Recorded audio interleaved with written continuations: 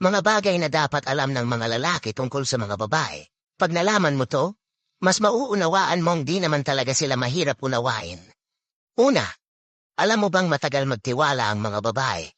Pero pag natutunan na nila ito, ay sobrang hirap ng baguhin ang isip nila. Pag galit ang babae, halos kalahati sa mga sinasabi nila ay di nila sadya. Kaya matuto tayong umunawa at gumawa ng paraan para sila'y pakalmahin. Ang babae ay eskwelahan na kailanman ay di ka gagraduate.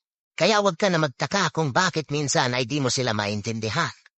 Ang marriage contract nyo ay di ang lisensya para kontrolin ang buhay nila. Pabayaan nyo silang magdesisyon, lalo na sa bahay, dahil mas alam nila ang nakabubuti para sa lahat.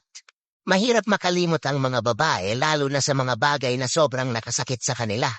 Kaya ikaw, mag-ingat ka lalo na sa mga binibitawan mong salita. At panghuli, ang babae ay refleksyon lang kung paano mo sila tratuhin.